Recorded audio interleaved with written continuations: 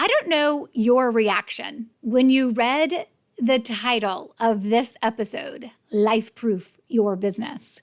I don't know your reaction to it. I don't know if you got excited, you got nervous, you're like, oh no, and there was a filling sense of dread. But this is one episode you don't want to skip.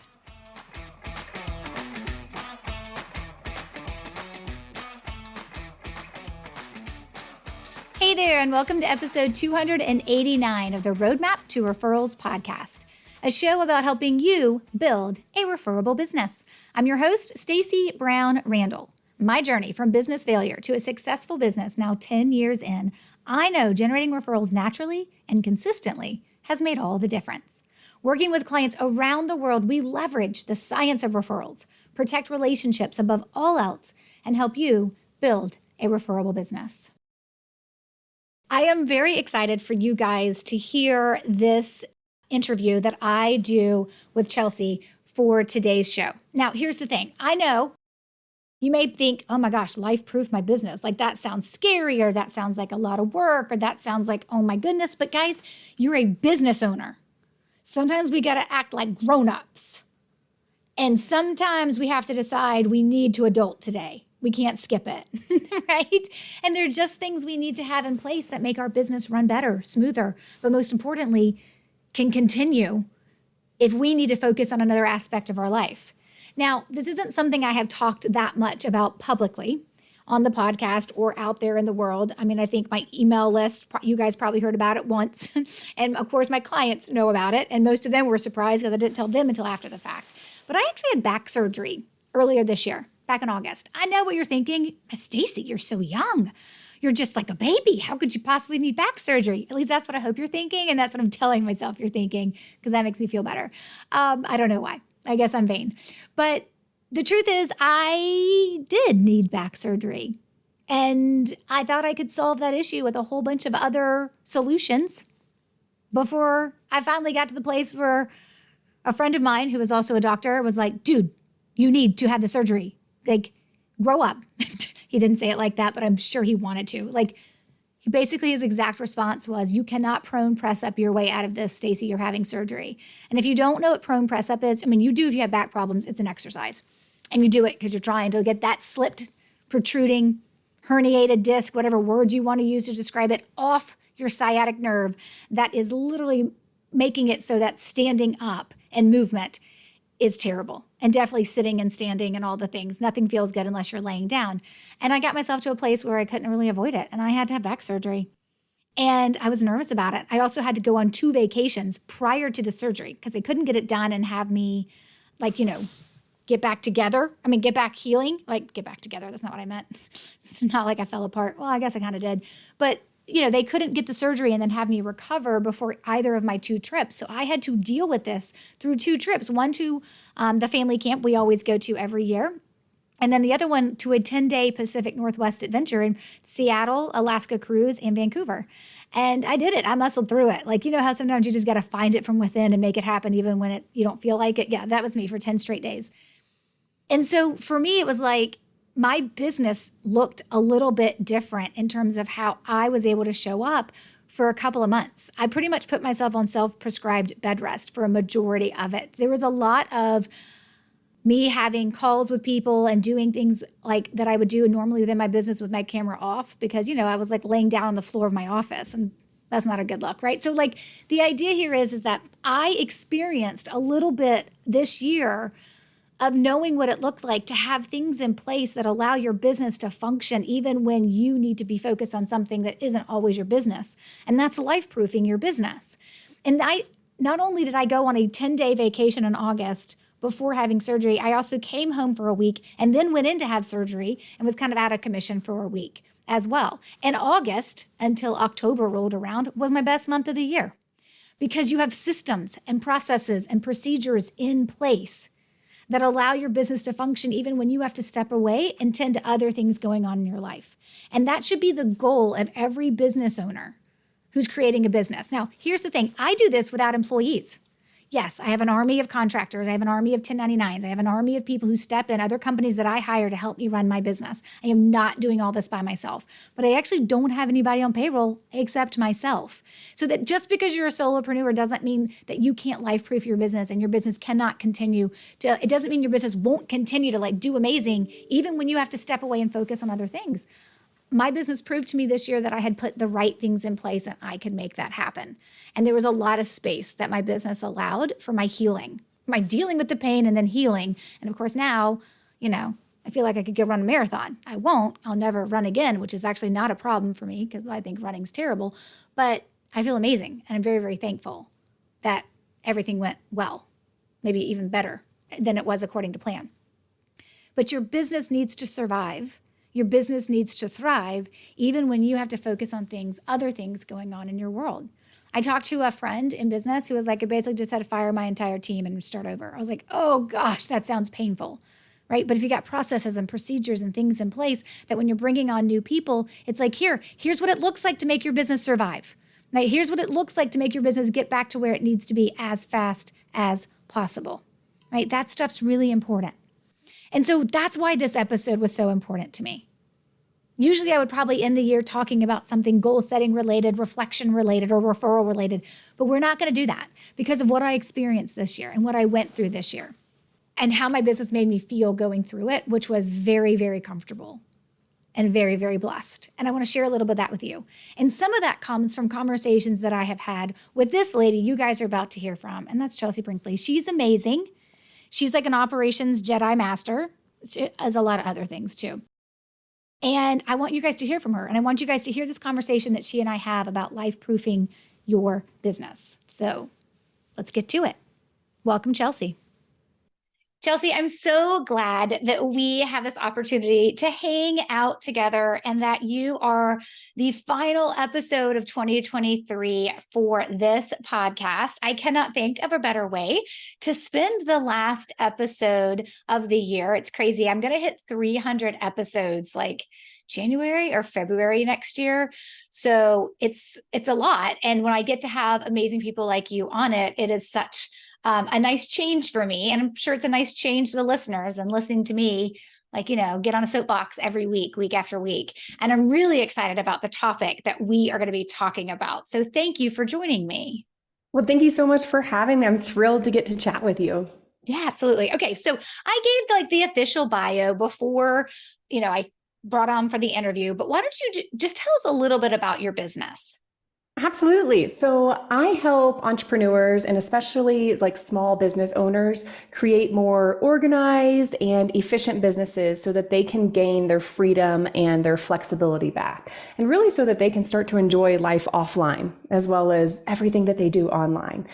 So I do this in two really specific ways. One, by, helping them put better systems, processes, procedures, workflows, SOPs galore in place. And then the second way is helping them to find remote team members to join their team so that they can start to delegate things so that they can finally step into a place of doing what only they can do in their business. So I love how you use two of my favorite F words, which are appropriate F words, which is freedom and flexibility, not the inappropriate words. But then you followed it up with processes and SOPs. And I'm like, oh, you just took all the fun out of it. I'm just kidding. But those things are so very important. So let me set the stage for our audience so they can kind of put our conversation in context. Because I'm really hoping that when you guys listen to this episode, what I really want you guys to take away is you're going to do something. Do something, right? Chelsea's going to give you a ton of things that we can think about, and we're going to talk about a lot of stuff, but I want you to think about the action that you're going to take in first quarter of the next year. So Chelsea and I actually met in a mastermind. So we were in a mastermind together. That's how we got to know each other. And she mentioned, I don't know if it was in a conversation we had, or I just heard it as an offhanded comment, but she said something about life-proofing your business. And it totally resonated with me. But before we kind of dive into, what we'll talk about, the why and the how and all that good stuff, I want to make sure that our listeners understand that you guys understand that I'm not talking about life proofing, and Chelsea's not going to talk about life proofing in the means that it only means hiring a bunch of employees to run your business for you. Obviously, Chelsea just talked about that, right? There are the remote workers that you can bring onto your team, right? To help you grow, help you scale, help you do less, whatever it is you want to do. But I really want to be clear for my solopreneurs in particular who are listening, don't confuse life proofing your business with hiring a bunch of people. It could mean that, but it doesn't have to mean that, which is why I wanted Chelsea to talk to you guys about this. So Chelsea, tell us some of the other misconceptions you see business owners have when you start talking about life proofing their business. I see them a lot of times as being like you said, just delegating a bunch of stuff to everyone, right? But then they don't have proper procedures or workflows in place. And that's just, it's not life-proofing your business. Life-proofing your business is putting the proper, processes, procedures, workflows, those systems, and the SOPs, especially standard operating procedures, in place in order to life-proof your business.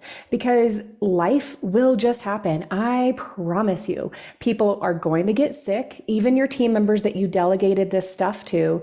If you don't have a standard operating procedure that you have handed off and delegated to them, which is typically a document of the standard operating procedure you walk through step by step to accomplish a particular task or goal. If that person gets ill, we went through the times of COVID and everything. What if someone gets really sick and they're just like, I'm out for the next 4 weeks, 6 weeks, whatever? That stuff is just not getting done. And that's not going to fly. I have a feeling that's not going to fly, right? And so people do get sick. Life happens. People take vacations. People get into accidents, unfortunately. People go out, they have babies and they go on maternity leave. And so having the proper SOPs and systems in place will life-proof that. You'll be able to take, if a team member goes on maternity leave for 3 months, you just don't want those tasks to not get accomplished. What if you could hand that SOP document off to another team member to handle those duties while this person is out, And so that's really life-proofing your business.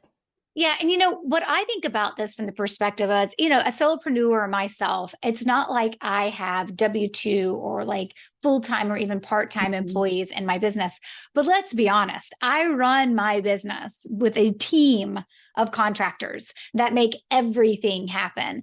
And if you have, so I know the solopreneurs can totally resonate with this, as well as our business owners who have teams can totally resonate with this. There's also nothing worse than having someone, whether it's a contractor or it's a part-timer or a full-timer, leave. And then you've got to bring somebody else on and you're like, oh my gosh, I have to start from the bottom again and train this person and all the different things they need to know because nothing's documented. There is nothing worse than that. Mm-hmm. And nobody's got time either. I don't have time to retrain this whole new person and do all these videos and there's just not time for that, unfortunately. Yeah, I think that, the other thing when I first heard you say life-proofing your business, this was just a little tiny aside that made me think about it. It made me think about something that I've always had. I had it with my first business that failed after a couple of years. And then I have it with this business, though, as I say this, it probably needs to be updated because we've changed some things in the business.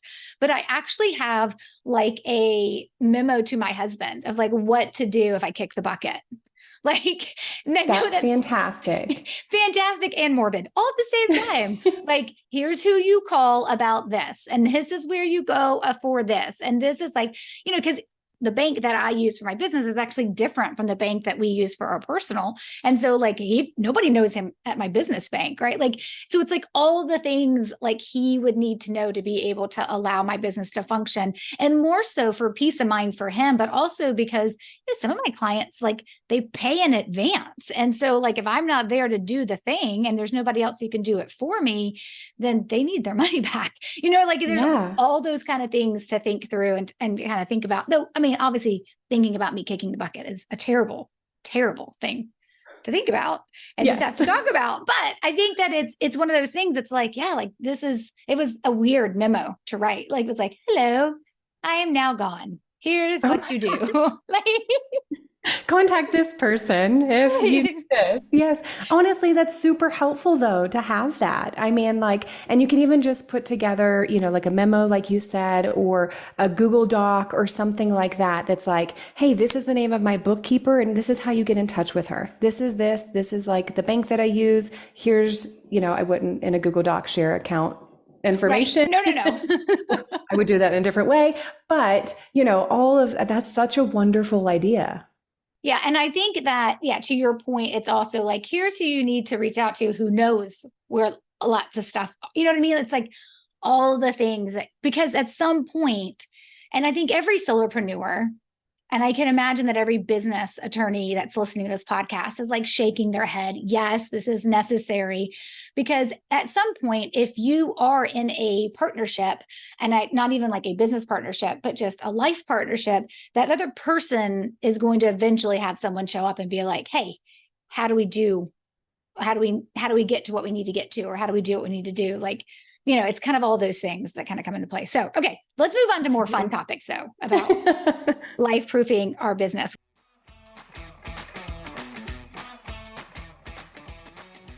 Hey there, real quick. Did you know I have a VIP option to work with me where I custom build your referral strategy for you and your business, and then I spend 2 days with you and your team implementing the plan?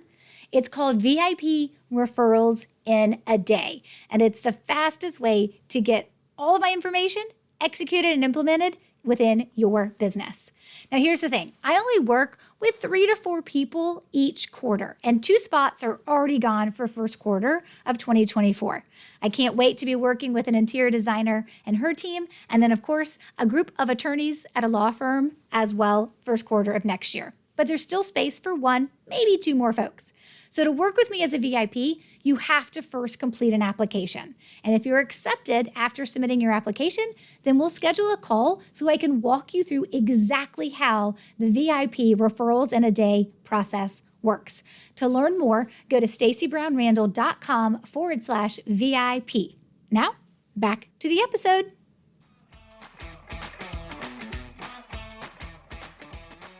Tell us why you think, so we've talked about it, but like kind of give me that, like the boiled down answer to really why a business owner should care about life-proofing their business.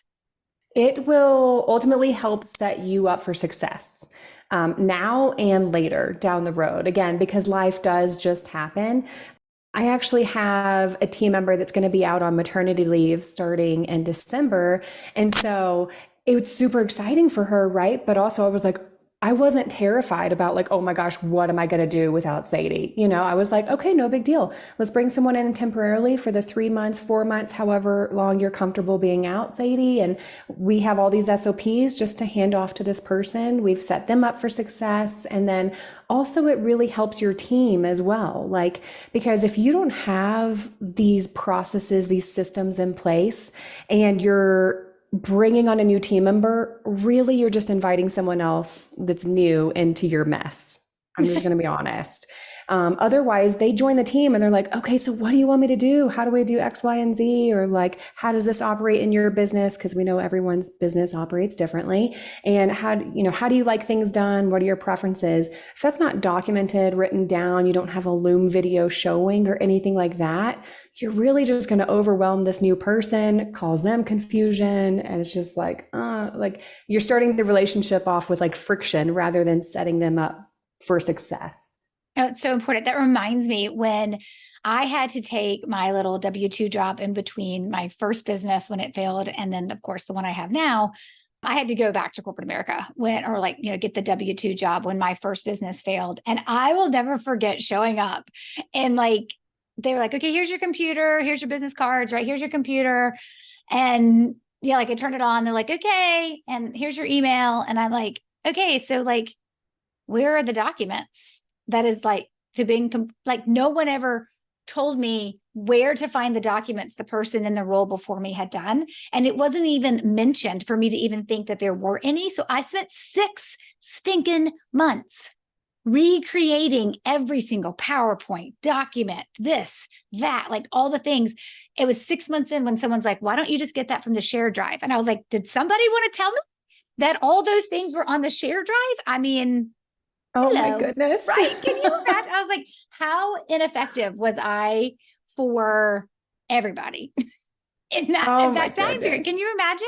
But Yeah, that yes. would be so frustrating. Oh my gosh, it was. It felt like I had wasted so much time more than anything. It was like, wow, I feel Hmm. like I'm so behind. I'm so behind, which is fine. I wasn't there long. I had other things I needed to do. So, like, start this business. So it was all good. Okay. So let's say that someone's listening and they said to you, hey, there's a lot of things I should do. There's a lot of things I could do.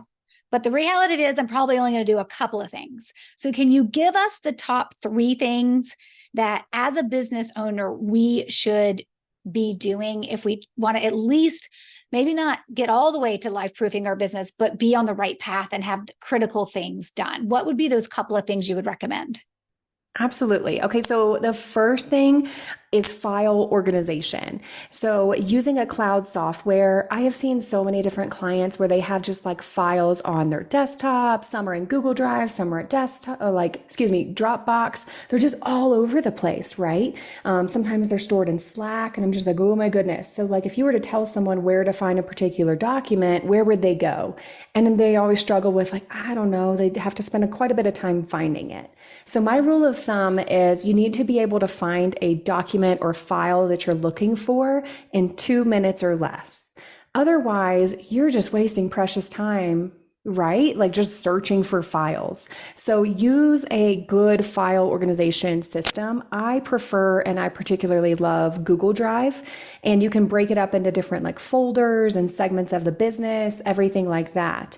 And then I definitely feel like it needs to be a cloud software. So even if you like Dropbox better, that's great, whatever, but choose a cloud software program for your file organization. That is huge. And then keep that rule, in your mind of 2 minutes or less. So that means you need to name your files accordingly so that you can just search, Google Drive, and they should pop up. Like if you're not sure exactly what folder you put them in, you need to be able to just like use some keywords to, maybe search a client's name or something. And naming files is really huge as well. Okay.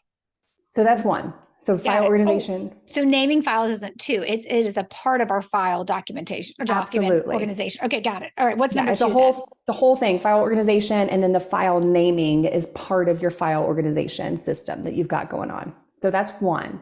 The second thing that I would really focus on is password management and security. Okay, so we cannot have passwords, y'all, and logins and, to our bank accounts or anything like that stored on a piece of paper physically.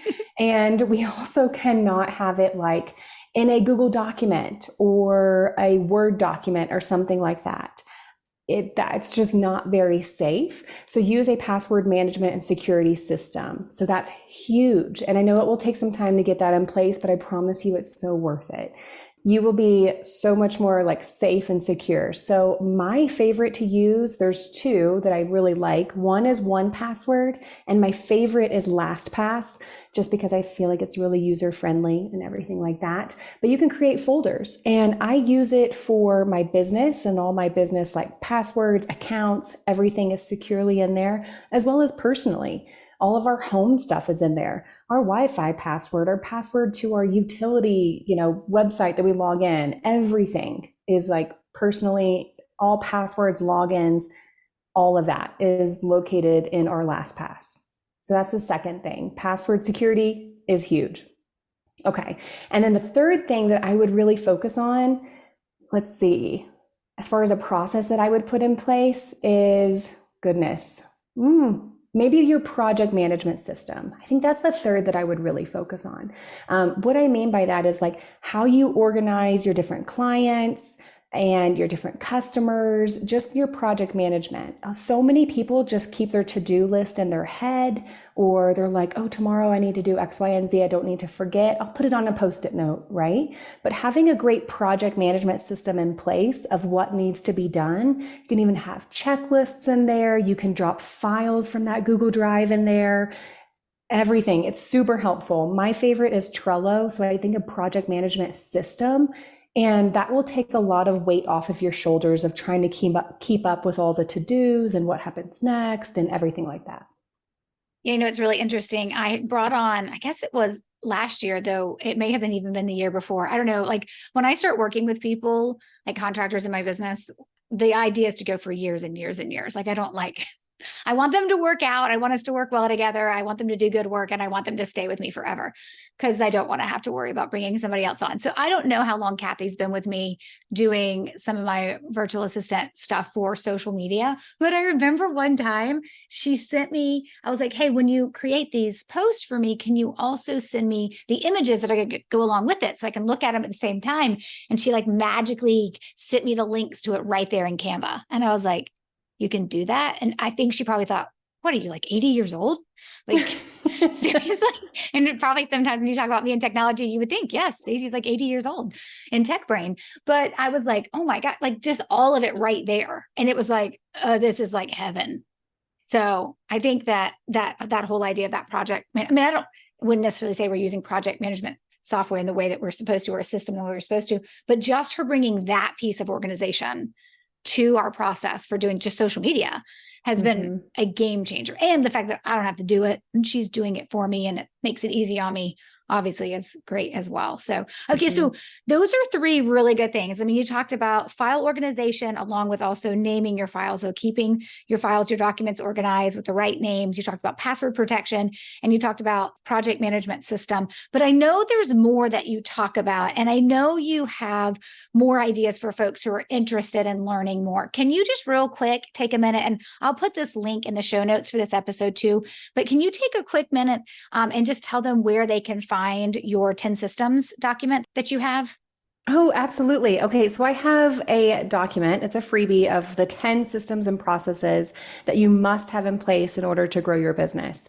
So you can go to chelseabrinkley.com and it's literally right there. And I can give Stacey also a direct link to it and she can, pop it in the show notes and all of that kind of stuff. But no matter what kind of business you have, these are the must-have 10 systems that you need to like start getting in place and, have procedures and workflows, all of that. So that's really where I would start one by one, putting those systems in place in your business.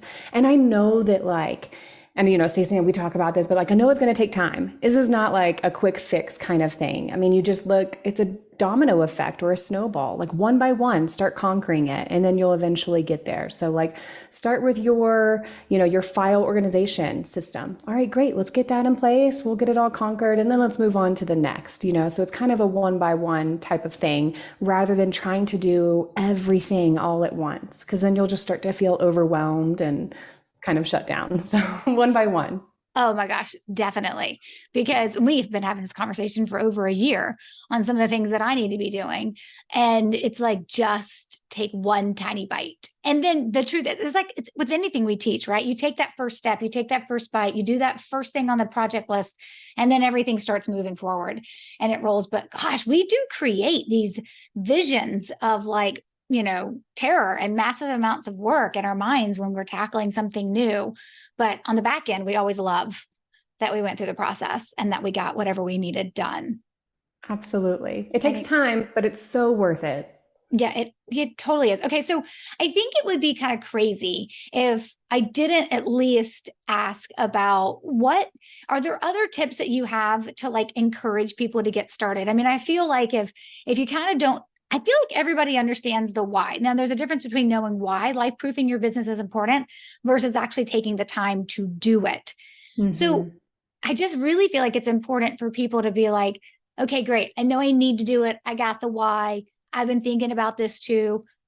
Is there another tip you can give to make someone take the first step to just is there something they can do that you've seen other clients do that just make it easier? Yes. Okay. So I think the first thing that you can do, a lot of people just kind of do things, and it just kind of happens. It's like the whole social media process you talked about, it just kind of happens. But I think something that you can truly do, like a step or action you can take, is put a standard operating procedure in place. And so this is like a document of like step by step of what needs to happen. Now, I know it takes like writing the standard operating procedure, right? And that's not sexy. That's not fun. I know it. I enjoy it because I'm a nerd, but like you writing a standard operating procedure, I know isn't fun, but it is a huge step like you can take. And if you are going, okay, I know I need to put maybe a standard operating procedure in place for my social media process. You know, you working with your team member and handing things off, and here's the episode. Can, you know, she create the images, all of that kind of stuff.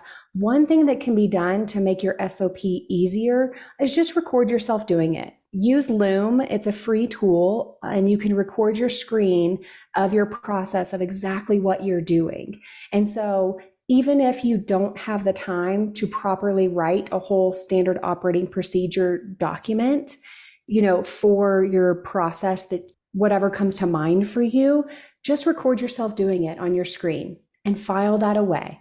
And I think that's one thing that you can do to quickly get SOPs in place.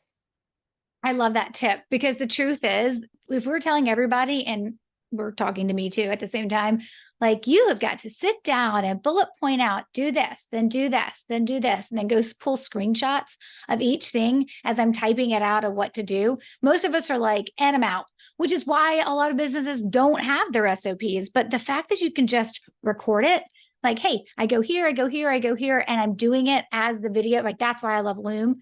Like, it's recording it as you're doing it. I mean, I would say that when I think about all the processes that we have in place in our business, I really would say that the majority of the how to do them is in video. And I kind of made it a rule that when I hired a contractor or I hired another business that's going to come in and do a part of my business with me, is that when you do something that I ask you to do, you've got to record it while you're doing it. Not because I'm going to do it and not pay you to do it anymore, but if you go on vacation and I need to know how to do it, I've got to find the video to go watch it.